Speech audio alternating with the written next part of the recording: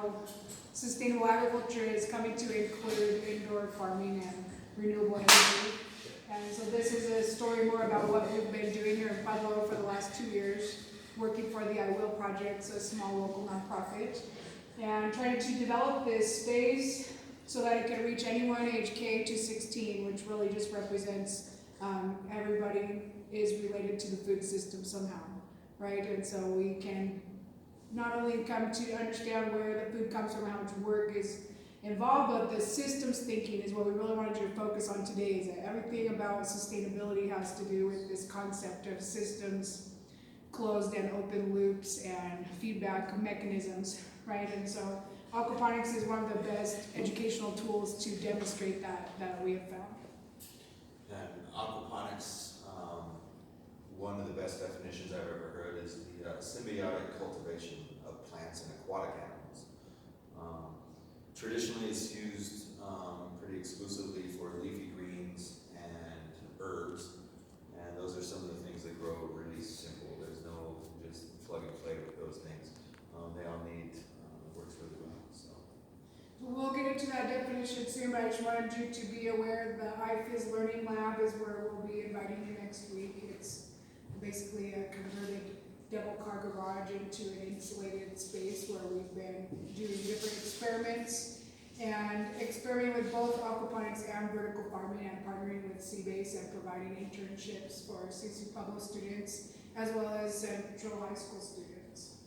So we'll tell you a little bit more about that side of the story soon, but we are focused mostly on experiential education, giving people a chance to test aquaponics for themselves, hands-on, and later we're moving towards having a platform that would help people design their own better systems and what's available on the market today.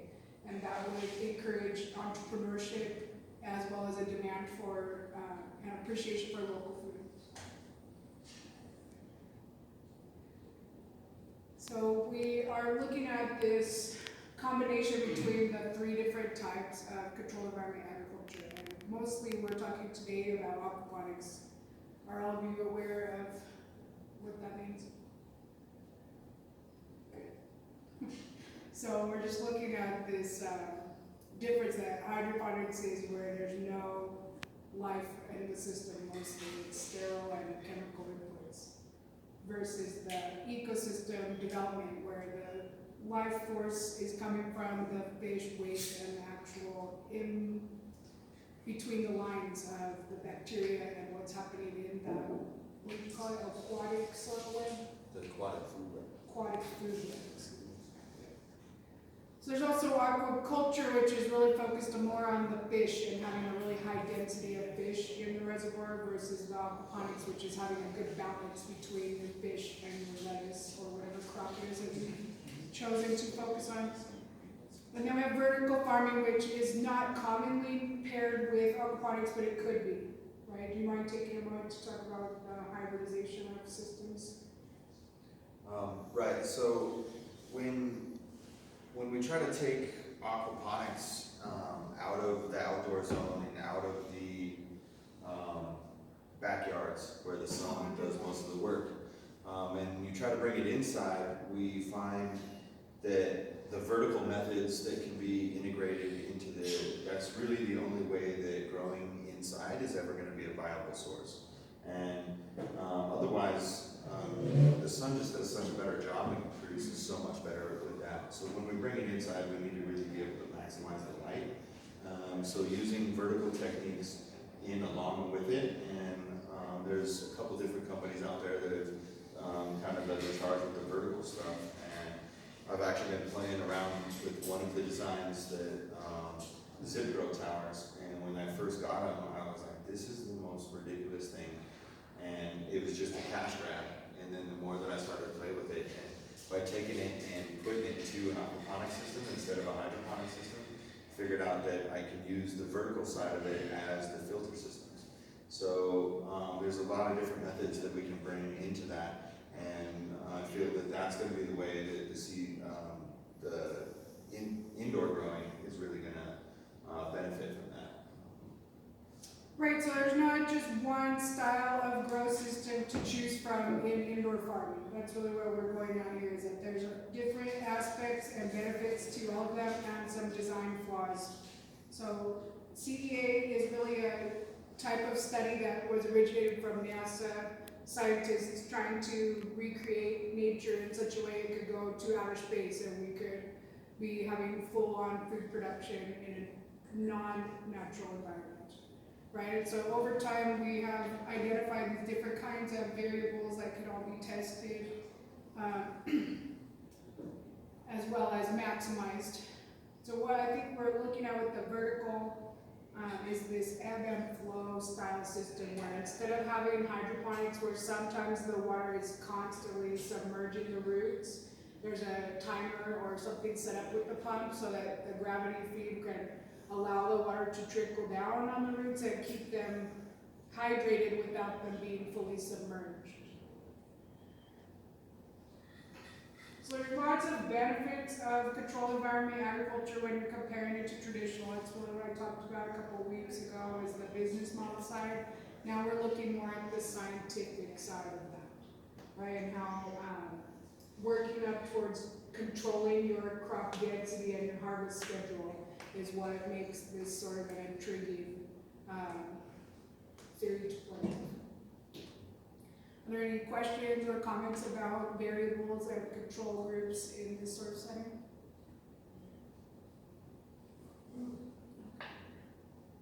And this picture here is an example of aeroponics, which means that there's a system that's designed to spray the root zone with a fine mist rather than a full-on drip. These are fairly expensive. Even just one unit this size is close to $1,000. So they're not something that just any hobbyist gardener would want to choose to play with. So the R&D and innovation process at IFIS has developed over time. We started with the market research and purchasing every small to medium-sized tank on the market, right? We were looking at how do we bring it into a classroom, how do we expose people of all ages to aquaponics. And so there's probably a price range of anywhere from $100 at the pet store for just a tiny tank that holds a betta fish and grows some sprouts, right? The tiniest demonstration all the way to the 20-gallon size.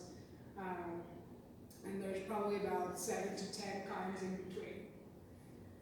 So we did this process called coding analysis, which means we were turning each variable into an acronym so that we could fit it into a table for compare and contrast purposes. And we actually identified as a team of 5 of us over 35 variables just among these tanks. I'll get into the categories of that analysis in a little bit. So the last year or so, Nate's been heading up the prototyping process. I'll ask him to speak to that a little bit, but it was about getting from initial concept to actual design and then into the physical realm there. A little of what we did, I took and designed basically a lid for a 20-gallon long tank, and took the designs of the aquaponics systems that I liked to use, and then along with this coding process, so we took all these tanks, and then I was kind of in charge of maintaining all these tanks for the course of probably about a year. We played around with these tanks, and by the end of that situation, when the coding process actually started, I had a good grasp of what was wrong with them, what could be improved, those kind of things. And some of those tanks, for someone that's into aquaculture and had fish tanks in their life, super simple tanks, they were great. But for someone that didn't know that, the learning curve was quite steep on some of these tanks. So I kind of stepped in and wanted to make that part of the process. So unfortunately, I didn't go to engineering school, and I didn't take any of these design classes or anything. I had to teach myself how to use SketchUp. I had to teach myself how to use Adobe Illustrator. Taught myself how to use a laser engraver to actually cut the pieces out. And last week, I actually finished the first working prototype. It's up in Canyon City High School right now. We have another intern on there. But it's kind of funny, I learned a ton about the prototyping process and how it all works from Isaiah. Isaiah is actually on our team. He's, I picked up after you graduated last year, right? As soon as he graduated, I was like, hey, we're swooping this guy up right now. We need him on our team. Isaiah and his friend Zach designed a topper unit while they were in high school at Central. And I helped them, mentored them through the whole process, and we got that one up and running too. So it was kind of fun to be able to do some stuff on the prototyping process with them before I had to do it for my own, but find out that there's a lot of questions, and it really comes down to with that process that you have to ask questions and keep asking questions and reiterate those questions every step of the way. I'm now on the 5th prototype of mine. It was the first working prototype, but I think there's like 6 or 7 changes I'd like to make to it now. So the fun thing is it never really ends, that prototyping process, and it keeps moving forward. So Continual improvement process, what we call it in business world. Right? And hopefully, if you guys come next Friday, hopefully I can get one of those, another one, my second prototype of the original cut, and maybe I can be able to have it shown off by next Friday. I'm not sure if the time frame will work on that or not, but I can definitely show you the cardboard prototypes that we have built already. So let me back up for a moment and explain that there's a difference between a tank and a tank topper. That an aquaponics tank needs to have something that sits on top of the glass that is a reservoir and a place for the roots to dingle, right? That there's this grow zone that has the substrate or the soilless medium there. And so there's different configurations or plastic shapes that they've used in these different containers or the aquaponics starter kits that we've been comparing. So we will allow you to look at them closely yourselves when you come for the tour, but I wanted you to identify that there was all these different types of themes among the variables of what we were looking at. Was just the user experience, and is it easy to maintain and easy to put together and assemble and easy to continue to work within an educational setting, let alone the pricing and the practicality of the unit. So anytime that you're doing innovation, I agree with Nate that it is really a question-driven process, like inquiry-driven, right? And so you always need a specific research question and metrics to focus on. So I just wanted to list for you some of the research questions that had come through during this process, and how we really focus mostly on this one of how can we improve the existing units on the market. But all of those have informed our process of what we're trying to learn as a team. And again, even now I'm thinking through this lens of how big will our collaboration get later, right? That if we start with a small, high-performing team of 3 to 5 people, but there might be a greater interest, especially beyond Pueblo, for this kind of innovation. So here's the example of the very first prototype that was built at Central with the 3D printing rapid prototyping process, and that really happened last spring semester, right?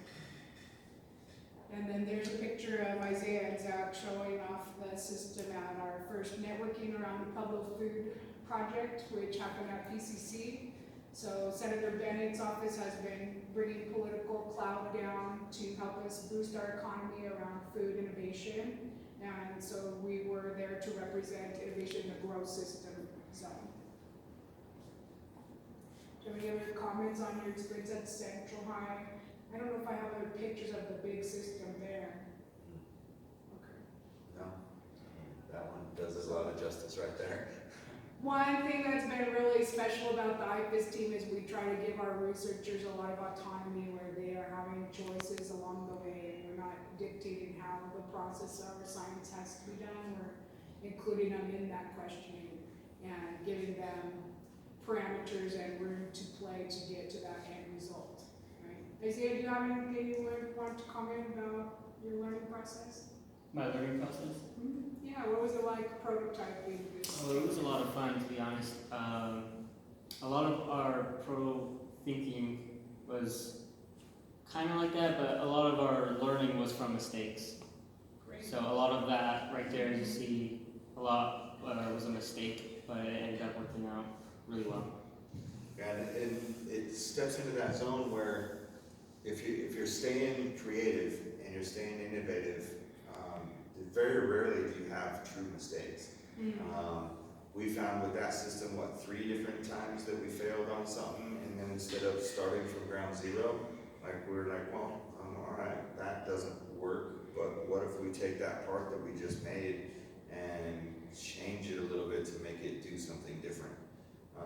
And I found the same thing with the tank that I designed. There was about 4 different mistakes that could have, if you looked at it from that point of view about being mistakes, that the more that I played around with it and had it in my hands, all of a sudden those pieces became something else in it that I didn't even think about before. But then as we actually got it together, it turned out to be an integral part of the whole system. And it was a mistake. But then it became so important at the end of it. And the same thing happened here. We made, I don't know how many, 7, 8, 10, 12 different renditions of this before we finally got it dialed in and got it all to work. Some of that was 3D printers. We found out that there's a lot of different things with 3D printers that will work and not work. And then realistically, this entire unit was a mistake because the name of the unit, how it works, how it fits, all started with them 3D printing a base, and then the base being so unable to hold water that it actually flowed water really well in this really cool rain pattern that came out of it. So instead of starting from scratch and trying to recut a new base or to solidify that base, we went ahead and used the base that we already cut and then made some more pieces to keep that part of the filtration system. And it worked amazing for 3 months. Worked amazing. But long-term, after long-term testing, we realized that that mistake was actually a mistake. Because then we figured out once life happens and biofilms come in and algae and all these different bacteria and stuff get in there, that the nice little flow-through rain system filter is no longer a filter and is now actually holds water because the biology closed up all the holes. And then unfortunately the way that it was built, there's no way to clean that out. So it was called the Mars Mini Aqua Rain System, right? So there was a little bit of acknowledgement towards marketing and branding of the product and what it would take to actually get it to become a profit stream as well. And I think that's kind of where it got left off, and a lot of the STEM projects at Central got to that point where students had products and concepts that were this close to being able to push towards a business model. So it's really exciting to see that innovation always has to provide a solution that has a marketable context, right? That you have to understand the importance of strategic planning and inclusivity of diverse perspectives. So when I went to the SBDC this summer and I was looking through the lens of what will it take to take this tank to that level of marketability, really that's what they focused on, was how you have to do a lot of customer interviews ahead of time before you even pilot them with users and collect more data on their perceptions of the invention and how it is actually solving that problem for them. So one thing that's true about innovation, you have to be patient with the process, but you also have to be ready for rapid change, right? That there might be something where you pivot in your design, some assumption or some concept that you thought was true and now the results show that it's not, right? So there's something really special about the cyclical nature of the learning curve. So bringing creativity to market requires extensive research, and timing is everything. So it's really a lot about placing this product into the right time and space to see if it would be viable. So we need to make the case for people to understand why aquaponics is sustainable agriculture, and that's why one of our future research questions with IFAS is what is CEA technology, how is it influencing the future of entrepreneurship? So the other focus we wanted you to have today was just understanding that sustainability education always has multidisciplinary lens. And aquaponics is amazing because it can reach all of these different angles, right? we're gonna dig in a little bit to each of these vocabulary terms for the next section.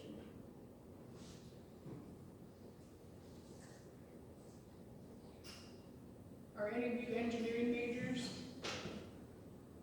Great.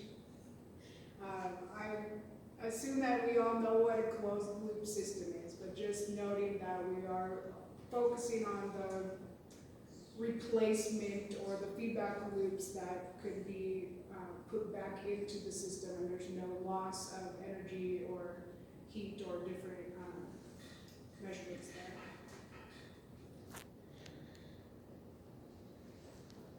Also, the dynamic equilibrium is just a term that talks about how when the ecosystem is healthy and balanced, that there will be a constant exchange that reaches that medium like a homeostasis.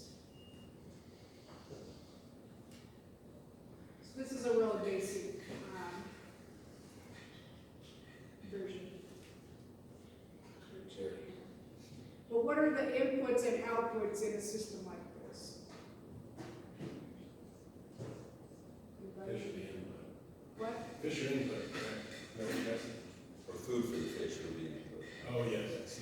Right, the fish So are like that's- a constant, right? I mean, there's the starting point of inputs. Actually, I don't know if you knew this, but it takes up to 6 weeks to get the water right for the bacteria before you can put the fish in plants, unless you have other means. Only, yeah, unless you were to, I mean, there's a lot of different ways that you can spike that cycle yourself. I mean, you can even go so far as to get the system up and running and take a, half cup of ammonia and throw it right in the water. And after, so many days, that will go ahead and go away, go run the cycle. But yeah, I mean, you usually want to allow that nitrogen, the nitrifying bacteria, there's two different ones, and to allow those to actually get to enough capacity where if you go put a bunch of fish in there, that they're not going to just kill themselves. So when we're talking about a closed loop system with the aquaponics, it's pretty close to that. One of the goals that I have is to eventually close that last gap. So we have the gap of electricity that has to be an external input one way or another, but like with solar, we can close that loop so we're not having to generate power elsewhere. The sun can do it. But then again, gotta have something outdoors if we're doing it indoors, there's a complication of that. And then the other thing would be fish food. So what me and Isaiah are working on right now is using the aquaponics system itself to supply its own food. So then the fish food, so I've been making my own fish food for the last probably 6 or 7 years. I don't like buying it. I figure that I can do a better job of it.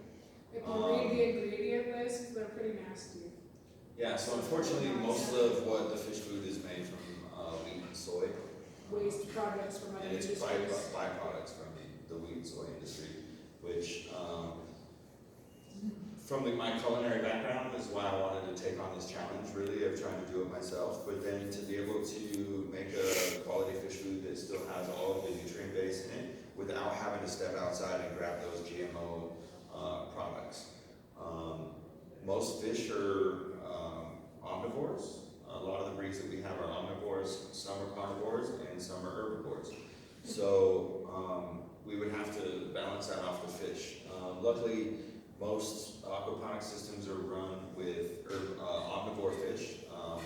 Traditionally, it's tilapia, catfish, yellow perch,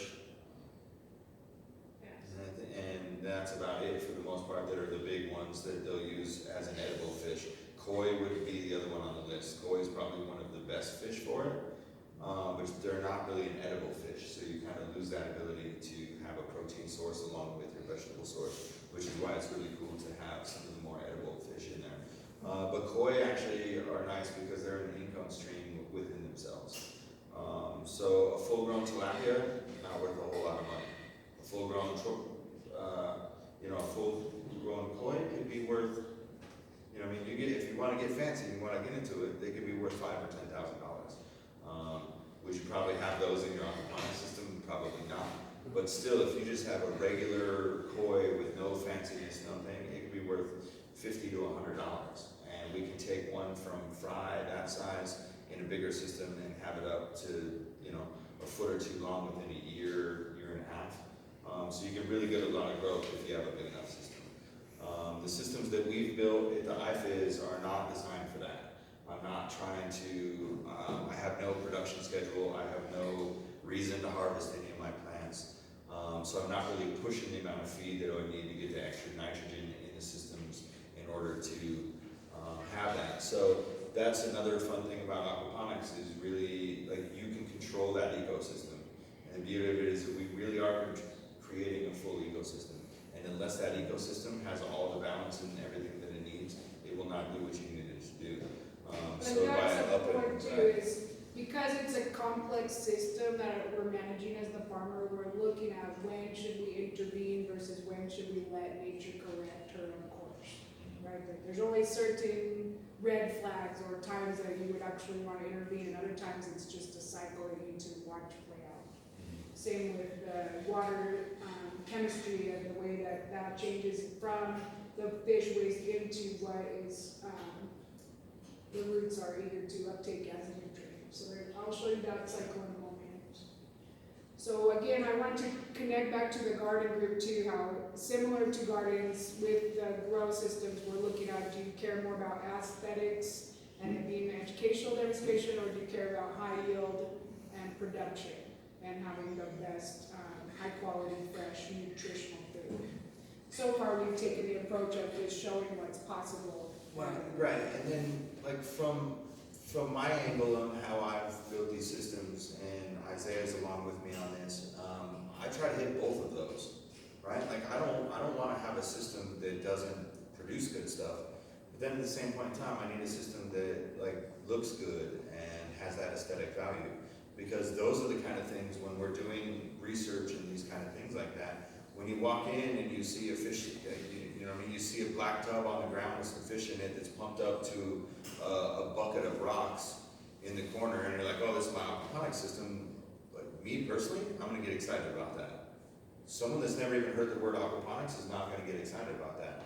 And same thing with the garden, right? We go out there and you've just got this square lines of rows of food.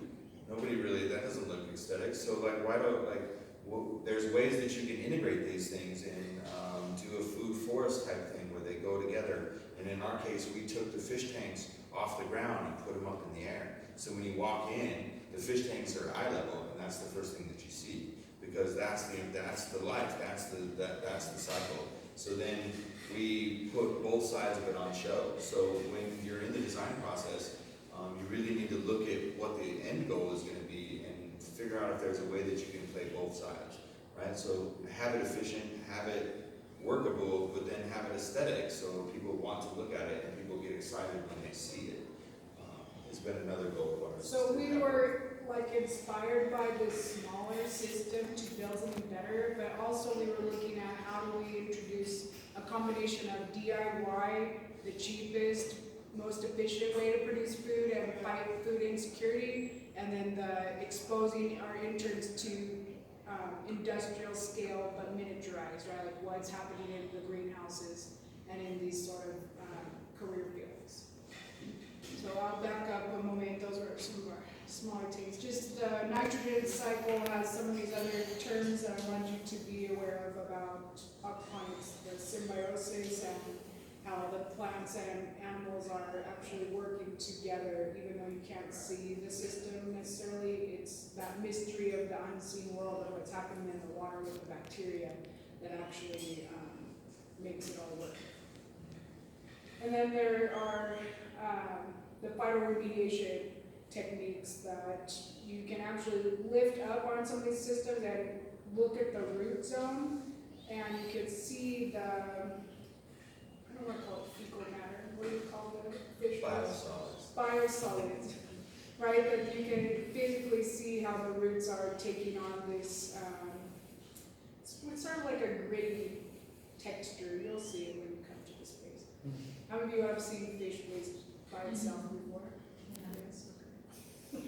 That was a new thing to me. I've never kept fish Some of before. that, you know, and it's hard without like getting into a microscope. I would be willing to bet that a lot of that stuff on the root zone is not straight waste. That's more of a biofilm, Bioaccumulation. yeah, like, so the bacteria are creating a lot of that film on there in order to, because the root systems of the plants are giving off sugars. Essentially, I mean, you can think about it, it's fat, carbohydrates, and, so the same, it's basic in sugars, so it's basically in proteins. So it's essentially like the plants are handing out cookies, and it's basically the same ingredients as the cookies. So those bacteria come in and they back and forth.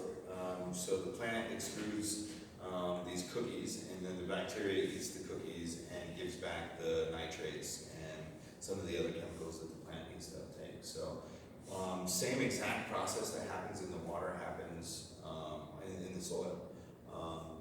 And there's a lot more interest in this now. The aquaponics has begun. There's a University of Hawaii is doing a lot of research on it. University of Kentucky has a big research center on aquaponics, and they're actually starting to find out that a lot of these bacteria are the same bacteria from soil to other. And then they're finding out that there's a ton. Because when you get into the water column, you lose the ability to have the funguses. And in the soil structure, the funguses are actually probably much more important than the bacteria. Even though the bacteria is still doing a lot of the transfer, but the funguses is really what's keeping your water retention in, allowing the breakdown of new material and stuff coming into the zone. So when we're playing with just the water, we lose that ability. So then the water structure has another huge set of bacteria and stuff that come into play to make that happen within the root zone of, or within the structure to be able to give those nutrients back to the plants. And the plants are just kind of like, hey, we'll take it where we can get it. We're gonna make the trade, and they can do both ways. Because most of the plants can really take advantage of both cycles. But it goes through a 4-step process, and if you're doing the water chemistry statistics, you have to collect data on the ammonia, nitrate levels, and then it finally turns into nutrient. And so another term that we have been observing, not so much measuring, is the biomass ratio, and noticing when there's a healthy balance in every size of growth system between the amount of crops and the amount of fish waste. As you can see, some of these smaller tanks are capable of vegetating and flowering crops. We experiment with some peppers and tomatoes over time. Of course, most of these systems are designed purely for lettuce and herbs and things that have a quick turnover harvest cycle. We had a lot of fun playing with the peppers. I mean, being from here, peppers are a big thing, right? They're all